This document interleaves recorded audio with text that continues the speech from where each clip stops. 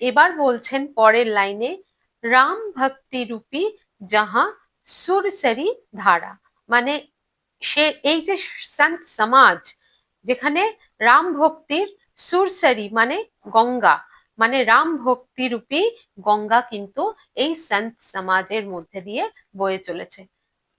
এরকম আমরা কত উদাহরণ জানি। শ্রী রামকৃষ্ণদেব, সন্ত কবির, মা আনন্দময়ী, রবিদাস, মীরাবাই, না জানে কত। এদের মধ্যে রামময় ধারা কিন্তু নিরন্তর গঙ্গা রূপে বয়ে চলেছে। মীরাবাই এই কারণেই বলতেন, সাধু কে ঢিং ব্যাট ব্যাট লোক লাজ সব খই, মানে সাধুদের সঙ্গ করে করে আমার লোক লজ্জা সব আমি হারিয়ে ফেলেছি। সুতরাং সন্তরা আমাদের বাড়িতে যখন আগমন ঘটান বা তাদের আগমন হয়, তখন কিন্তু রামময় গঙ্গা তারা সাথে করে আমাদের ঘরে নিয়ে আসেন। সুতরাং সন্তের সঙ্গ করলে, তাদের সাথে থাকলে ভক্তিরূপী গঙ্গার আগমন হবেই। সুতরাং রামরূপী গঙ্গার মধ্যে তুলসীদাসজির সাথে আমরাও কিন্তু ডুবি বা স্নান করি। আর বলছেন, সরসাই ব্রহ্মা বিচার প্রচারা। আর এই যে রামরূপী গঙ্গা আছে, এটা সাক্ষাৎ ব্রহ্মর বিচার, সাক্ষাৎ মা সরস্বতী প্রবাহমান আছে।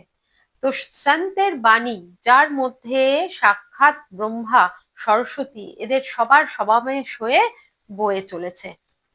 এইরকম সন্তের শুভ আগমনে, এদের সান্নিধ্যতে, এইরকম সন্তের শ্রীচরণে বসলে মানুষের কল্যাণ সম্ভব। তো এইরকম সন্তের তুলসীদাসজি নমস্কার করে চলেছেন। তাহলে নমস্কারের বড়ই মহিমা। তাহলে যে কোনো সাধু আমাদের সামনে দিয়ে গেলে আমাদেরও যেন সেই মনোভাব বের উদয় হয় যে আমরাও তার সামনে হাত জড়ো করে তাকে প্রণাম করি। আমাদের সামনে ভোজনের যখন থালা উপস্থিত হবে, তখন যেন ভোজনের প্রতি সম্মানে আমাদের হাত জড়ো হয়ে যায়। জলপান করার সময় যেন জলের প্রতি সম্মানে আমাদের হাত নমস্কারের পরম্পরায় এসে যায়। আর এই নমস্কারের ভাব যখন মন থেকে আসবে, তখনই কিন্তু আমরা বুঝতে পারবো যে তুলসীদাসজি এত লম্বা নমস্কারের পরম্পরা কেন এখানে নিয়ে চলেছেন সাথে করে। আগামী দিনে আমাদের ঘরে সন্তের সমাগম হলে আমরাও যেন নতমস্তক হতে পারি, এই প্রার্থনা করি। তাহলে রাম রাম।